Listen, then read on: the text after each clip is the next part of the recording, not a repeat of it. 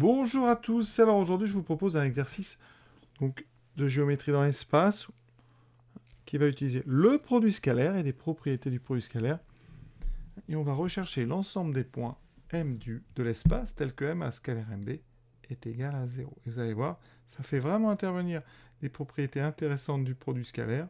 Et ça fait intervenir aussi quelque chose qu'on n'a pas encore beaucoup abordé dans l'espace, c'est les sphères. Voilà, et on regardera ça bien sûr avec GeoGebra.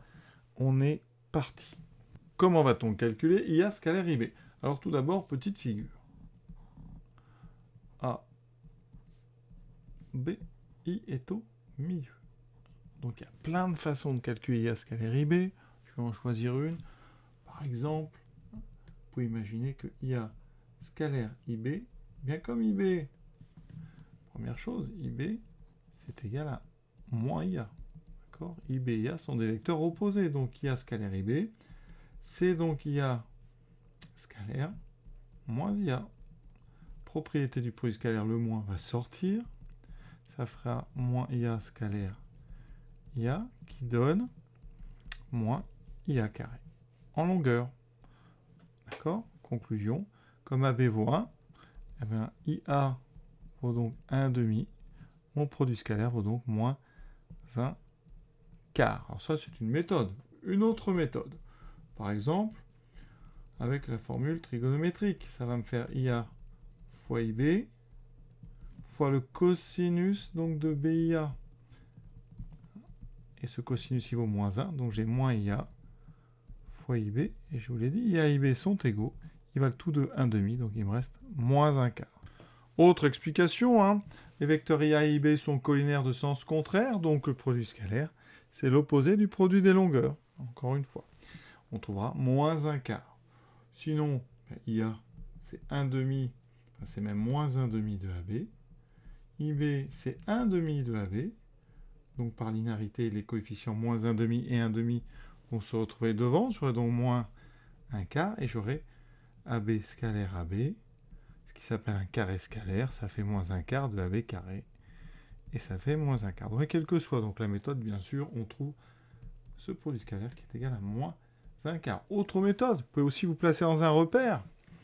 Un repère, par exemple, centré en A. Un repère qui serait en A, AB, et un autre vecteur, J, de façon à ce que notre repère soit orthonormé, par exemple. IA aurait pour coordonnées donc moins 1 demi 0, et on ferait le produit scalaire avec IB qui a une coordonnée, donc 1 demi, et l'autre c'est 0, et le produit scalaire, on est en repère orthonormal, ça ferait, vous voyez, moins 1 quart. Donc des tonnes de façons de trouver ce moins 1 quart. Deuxième question. Maintenant, soit M, un point de l'espace, et on va essayer d'exprimer MA scalaire MB en fonction donc de MI carré et du produit scalaire IAIB qu'on vient de calculer, qui vaut moins 1 quart.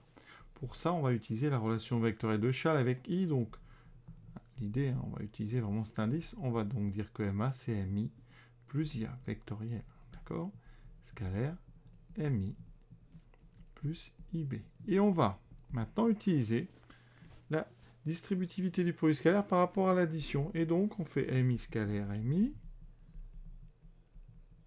plus MI scalaire IB, ensuite plus IA scalaire MI, plus IA scalaire IB. Alors ça a l'air difficile, vous allez voir, mais en fait, il y a plein de choses qui s'arrangent. D'abord, MI scalaire MI, c'est un carré scalaire, ça fait donc MI carré. Ensuite, MI scalaire IB et IA scalaire MI. Hein, on se demande bien ce qu'ils sont passés. Où est-ce qu'ils sont passés? Parce qu'on l'a plus dans le résultat final. Ça veut dire qu'ici, il va se passer quelque chose entre ces deux termes. Et regardez bien. MI scalaire IB, ça j'y touche pas. Et IA scalaire MI, je vais inverser. Je vais dire que c'est MI scalaire IA. Est-ce que j'ai le droit? Tout à fait. Parce que je sais que le produit scalaire est commutatif. Ça veut dire que U scalaire V, c'est V scalaire U. Donc je peux changer l'ordre. Vous allez me dire, ça sert à quoi de changer l'ordre? Eh bien, on va transformer cette somme en quelque sorte en factorisant par MI. Et donc j'obtiens MI carré plus MI scalaire IA plus IB, enfin IB plus IA, plus IA scalaire IB. Effectivement, on peut factoriser puisqu'on peut développer. D'accord? Et IB scalaire IA, puisque I est au milieu, vous faites une petite figure. Je vais faire ça là-haut très vite. Mais regardez bien si je mets I au milieu.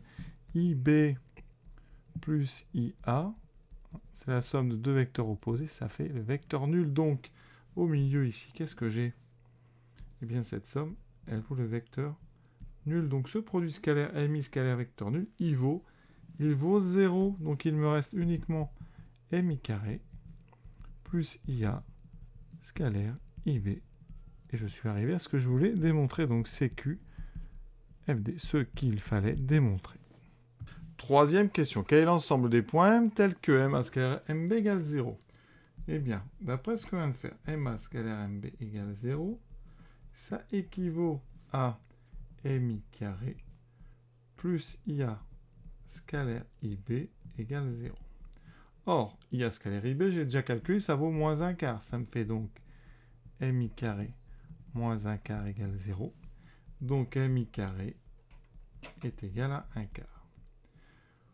MI, c'est une longueur, donc je peux facilement voir que c'est équivalent à MI égale 1/2. Et MI. Et donc, il est fixe, il est au milieu de AB. Hein, et la distance entre IM vaut toujours 1/2. On est dans l'espace.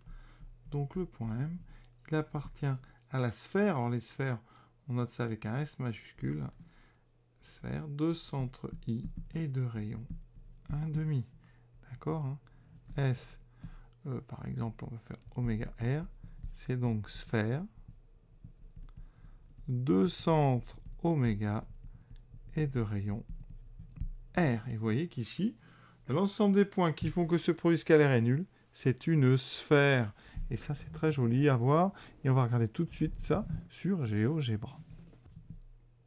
Voilà, donc GeoGebra. Alors à gauche, on va faire comme si on était dans le plan, et à droite, comme si on était dans l'espace. Donc je vais placer tout d'abord le milieu de AB. Donc à droite, je le mets. Le point, vous voyez qu'il est apparu ici.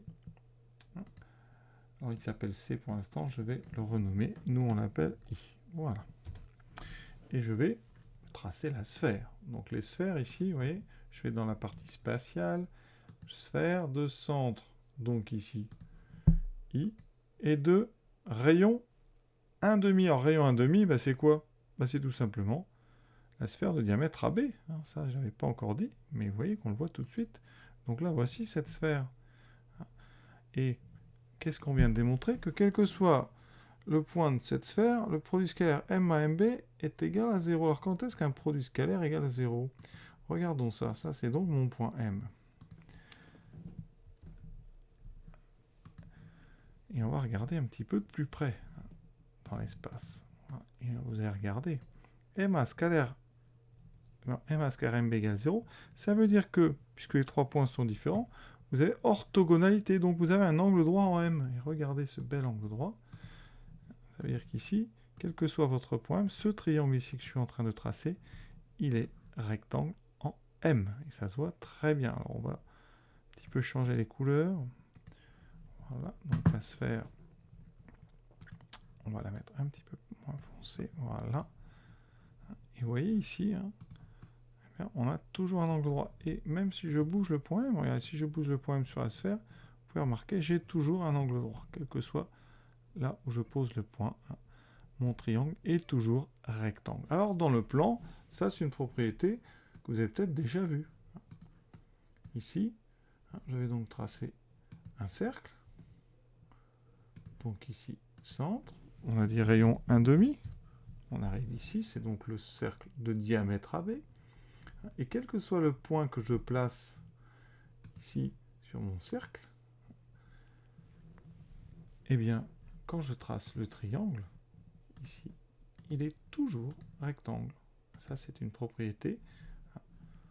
On peut dire que ce théorème du diamètre, enfin du diamètre voilà, et du cercle, c'est-à-dire que si vous prenez donc un point sur le cercle de diamètre AB, eh bien vous avez toujours ici un angle droit, quel que soit le point que vous prenez. Et si vous prenez le point en B ou en A, le produit scalaire est toujours nul parce que l'un des deux vecteurs vaut 0.